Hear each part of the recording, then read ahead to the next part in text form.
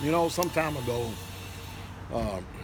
I had to deal with a particular situation concerning a woman who her husband just up and left her.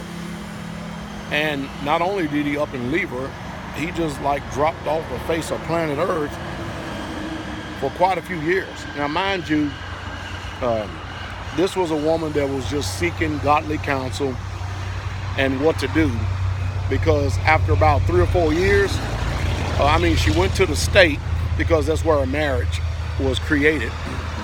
She went to the state, and they said that she cannot get divorced without his signature. All right? And so she went to the churches, and of course the Christian churches, who's supposed to be having their authority under the sole authority of Yah himself, or God, as some people say, they would not allow her to marry this new man that she wanted to get married to. Now, here's the irony of it all. The sole purpose of Deuteronomy 24, it's a bunch of reasons, but I'm going to go over at least these two facts and these two reasons. The sole purpose of Deuteronomy 24 is that if a man, divorces his wife, he's supposed to give a bill of divorce. And the sole purpose of that bill of divorce is so that she would be able to be permitted to marry someone else, and he not hold her in chains, and also he will not bring an evil reproach or a bad name upon her to where no one in Israel will want her. Today we have people so evil that there will be men that they will say that I'll give you a divorce or something like that, and then the next thing you know, they'll do everything they can to prevent it, and not only that, go out and slander the woman to where they will speak so much evil of her that nobody will want her. So anyway, this woman just basically reached out, and she told me she don't know much about the ministry or nothing like that, but she would love my answer, because after reading some things on the website, she knew that I would give her a very truthful biblical answer that will definitely be unpopular. And she even put it to the point that whatever you say, I would do. I would say, well, first of all, number one, when you first got married, you didn't get married under Yah, you got married under the state. And so therefore, the state is your sole purpose. Now, what people don't understand is that the Most High Yah, he don't care nothing at all about the laws of man, especially one of a pagan society. America and the United Kingdom and all that, these are really pagan societies. Y'all don't care nothing about their laws. They don't care nothing about their statutes, meaning their holidays, their holy days. He don't care nothing about whatever commandments they come up with. He don't care nothing about this world and man-made laws. He cares about those who are going to submit to him and obey his laws, statutes, and commandments and reverence him. I said, so with that said, since he is trying to hold you in some type of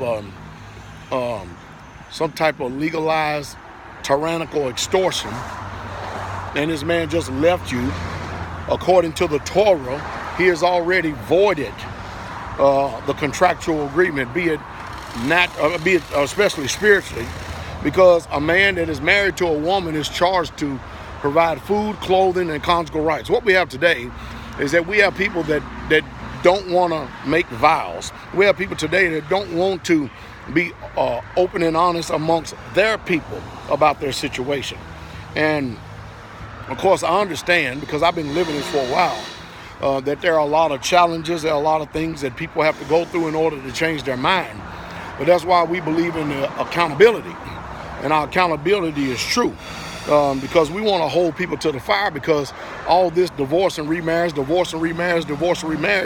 just leads to nothing but no more than worldly fornication, what a lot of people are participating in, and that's not what we're trying to do here. So I told her, you go ahead and be at peace, because according to Yah, that man is already terminated, even though you wasn't married under Yah, the marriage contract, and he don't care nothing about it.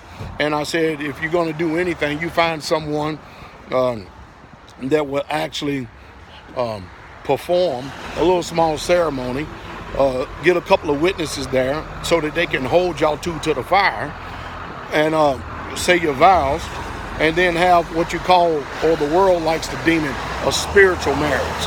Now, when the world says a spiritual marriage, what they're saying is that you have a marriage that's outside the legalities of the state or man, and which I would actually say to anybody out there, why would you want to be under the control of man? Why would you want to be under the control of the state? You don't want them in your business, any way, shape, fashion, or form. I mean, have we not heard the stories and the accounts of people who've actually went through that state marriage, and then you come to the faith or something like that, and you turn around and see exactly the way that the state sides disproportionately with the woman, no matter what. I mean, she can go out and commit adultery and have babies by another man, and the state will still saddle you because they have jurisdiction. They have legalized jurisdiction, and they are the primary patriarch in that marriage, because the marriage cannot be dissolved unless they say so, thereby showing you as a man you have no authority and you are under their authority. And why would somebody want to be under that? Today, what people need to be is a man and woman of their word. Now, I don't mind telling you, if you can't be a man and woman of your word, and you really truly can exhaust all means to make sure that this marriage is working, be accountable to the elders and all this, man, then you ain't shit, basically, in a nutshell. I could sit up and tell you some of the things that just myself and Elder Rufus have actually went through, even to the point that the elders and them knew about it. And we did it because we wanted accountability. We let it all hang out. And Yah is just, and things work out justly when you do it his way. You see, I am a man truly believe. I'm a man that truly believes in the laws and statutes and the commandments of Yah. And the difference with me and a lot of other people is that I'm a preacher that live it. Not only when I say I live it, if I give you any advice, I've already been there, done it, and I'm still living it and doing it myself. And it's not irrational for me to expect the same expectations of you, because I've been there and I've done that. I have made just a few mistakes along the way, and I don't go back and repeat those things ever again. So when I give advice or suggestions or something like that, I'm actually telling you what to do, especially if you're making yourself available to me and you want to know what I think. So anyway, I hope I said something to stimulate thought. I bless you all. You all have a wonderful, wonderful day. And maybe if this situation applies to somebody you may know, or in any way, shape, fashion, or form, maybe you can help relieve them, because, you know, religion has a certain way to condemn people and put them under bondage under the laws of man. As a matter of fact, the laws of man expect more out of you than y'all ever would.